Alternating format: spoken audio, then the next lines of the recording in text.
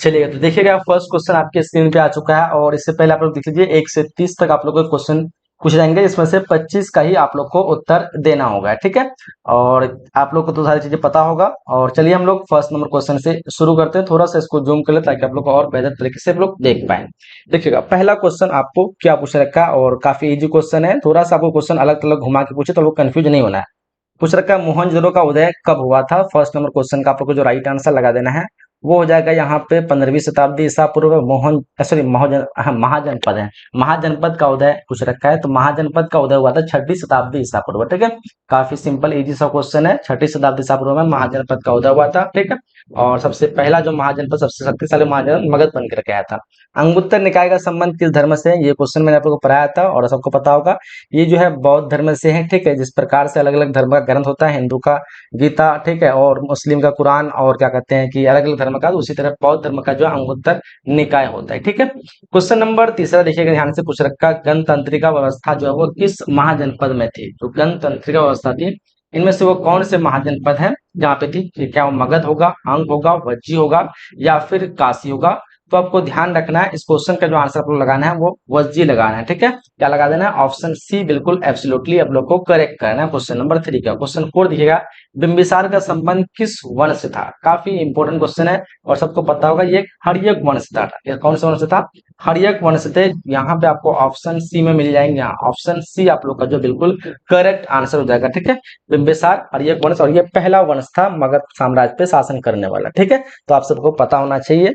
और अगला क्वेश्चन 5 पूछ रखा हम लोग को, मगध में नंद वंश का संस्थापक कौन था। मगध में नंद वंश का संस्थापक जो था आप सबको पता होगा, महापद्मानंद जो है वो मगध में नंद वंश के संस्थापक थे। तो आंसर हम लोग को सी पे राइट कर देना है। क्या लगा देना है, ऑप्शन सी बिल्कुल राइट होगा।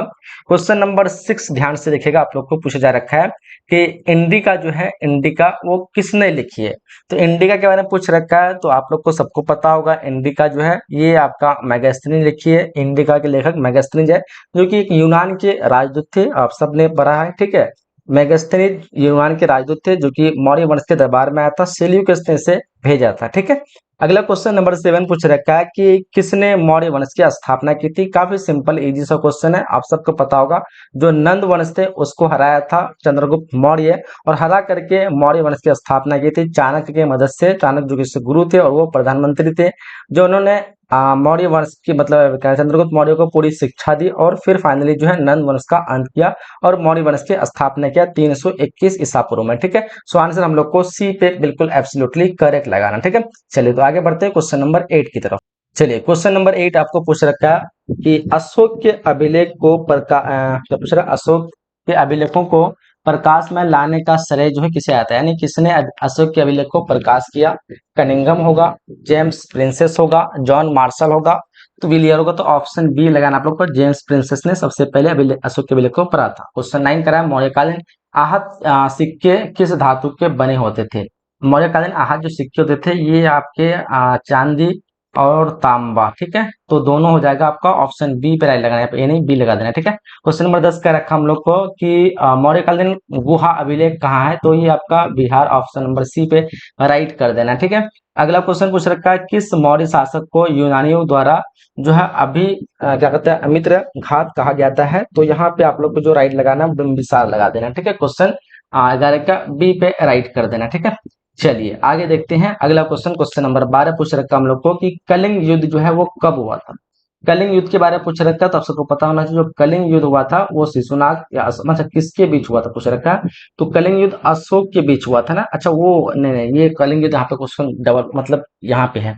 कलिंग युद्ध हुआ था आपका 261 ईस्वी में, ऑप्शन हम लोग को सी पे राइट कर देना, ठीक है। क्वेश्चन वहां पे कट गया, इसके यहाँ पे दिया है। क्वेश्चन नंबर 13 कह रहा है, मौर्य काल में जो है आय का मुख्य स्रोत जो था वो क्या था। तो आप सबको पता होना चाहिए जो आय का यानी कमाने का जो इनकम का जो मुख्य स्रोत था वो जल कर था, यानी वाटर टैक्स था, या बिक्री टैक्स, भूमि कर। तो भूमि कर आप लोग को लगा देना, ऑप्शन डी पे आप लोग को राइट कर देना है।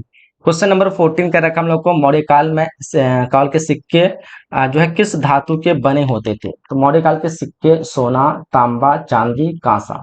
तो चांदी लगा देना है, ऑप्शन हम लोग को बी पे राइट कर देना है। क्वेश्चन 15 का रखा हम लोग को, मौर्य काल में राजकीय कृषि का प्रधान कौन होता था। मौर्य काल में राजकीय कृषि का प्रधान कौन था। तो राजकीय कृषि का प्रधान आप लोग को लगा देना संवाहर्ता, या फिर यहाँ पे आप लोग को ऑप्शन सी लगा देना है, ठीक है, सीताध्यक्ष, ठीक है, ऑप्शन सी लगा देना है। अलग अलग जगह पे अलग अलग ऑप्शन रहते हैं, ठीक है, राजकीय कृषि का प्रधान कहीं पे जो है अलग अलग ऑप्शन, यहाँ पे सीताध्यक्ष ऑप्शन सी लगा देना। 16 का कलिंग युद्ध की जो है भीषण, यहाँ पे आपको क्वेश्चन 16 पूछ रहा है, कलिंग युद्ध की जो है भीषणता का उल्लेख अशोक के किस अभिलेख में मिलता है? तो सबको पता होगा जो 13वें शिलालेख है, तो 13वें शिलालेख यहाँ पे आपका ऑप्शन सी पे राइट होना चाहिए, ठीक है। 16 नंबर क्वेश्चन का जो आप लोग को राइट करना है, 13वें शिलालेख 261 में जो है कलिंग का युद्ध हुआ था, ठीक है। तो आप लोग को पता होना चाहिए, ये ऑप्शन सी पे राइट करेंगे। धम्म के प्रसार के लिए किसने धम्म महामात्रा नामक जो है पदाधिकारी नियुक्त किया था? सबको पता होगा जो अशोक ने बौद्ध धर्म के प्रचार प्रसार हेतु अलग अलग धर्म महामात्रा नियुक्त किए थे, तो अशोक हो जाएगा ऑप्शन हम लोग को सी पे राइट लगा देना, ठीक है। चलिए आगे बढ़ते हैं। अगला क्वेश्चन, क्वेश्चन नंबर यहाँ पे 18 हम लोग को पूछ रखा है, मेगास्थनीज ने मेगास्थनीज ने मौर्य काल के किस नगर के प्रशासन का वर्णन किया है? तो मेगास्थनीज ने किस तरह किया होगा? अयोध्या होगा, पाटलिपुत्र या फिर बनारस। तो मेगास्थनीज कहाँ आया था? मौर्य काल के दौरान में आया था। मौर्य काल कहाँ राजधानी कहाँ थी? पाटलिपुत्र थी, तो पाटलिपुत्र हो जाएगा यहाँ पे। 18 नंबर क्वेश्चन का जो आप लोग को राइट लगा देना है वो ऑप्शन डी लगा देना है, पाटलिपुत्र। 19 नंबर क्वेश्चन करा है कि क्या कहते हैं, मीनांडर और नागसेन के क्या कहते हैं वार्तालाप का वर्णन किस बुद्ध ग्रंथ में मिलता है? तो देखो यहाँ पे इस क्वेश्चन का जो राइट आंसर हो जाएगा आपका ऑप्शन नंबर सी लगा देना है यहाँ पे। मिल्द क्या कहते हैं कि सॉरी, क्वेश्चन नंबर 20 पूछ रखा हम लोग को कि अष्टाध्यायी किसने जो है लिखी है? तो क्वेश्चन नंबर 20 का जो आप लोग को राइट करना है, अष्टाध्यायी पतंजलि, पाणिनि, कौटिल्य, कालिदास। अष्टाध्यायी आपका पाणिनि, ऑप्शन सी पे आप लोग को राइट कर देना है। 21 नंबर क्वेश्चन करा है कि जूनागढ़ अभिलेख जो है किसने लिखवाया? तो जूनागढ़ का अभिलेख जो लिखवाया था वो आपका चंद्रगुप्त मौर्य ने, ठीक है, ऑप्शन ए पे हम लोग को राइट कर देना है। आगे देखिए क्वेश्चन नंबर 22 पूछ रखा हम लोग को, भारत में गंगाधर कला का विकास किसके प्रभाव से हुआ था? तो भारत में गंगाधर कला का विकास जो हुआ था वो आपका हो जाएगा ऑप्शन यहाँ पे लगा देना है आप लोग को। क्या लगाओगे ऑप्शन यहाँ पे?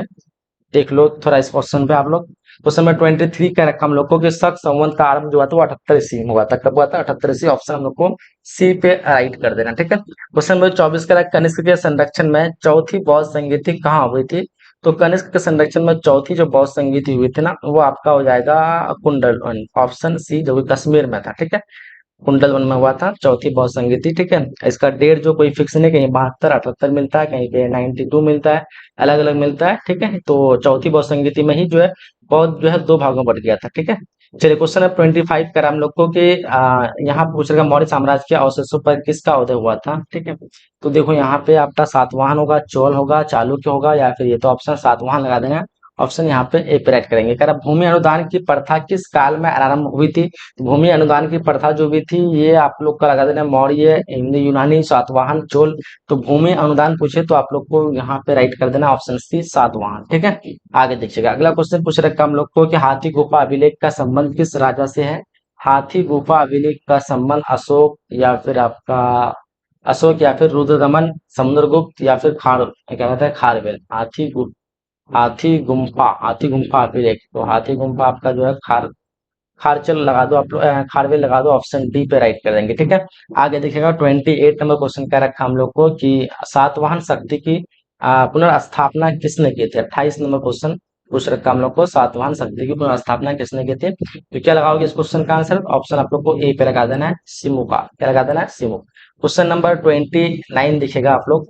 क्वेश्चन 29 पूछा गया कि संघ साहित्य की रचना जो है वो किस भाषा में हुई थी? संगम साहित्य की रचना कौन सी भाषा में हुई थी? तो संगम साहित्य की रचना तमिल होगा, तेलुगु होगा, मलयालम होगा या फिर कन्नड़ होगा।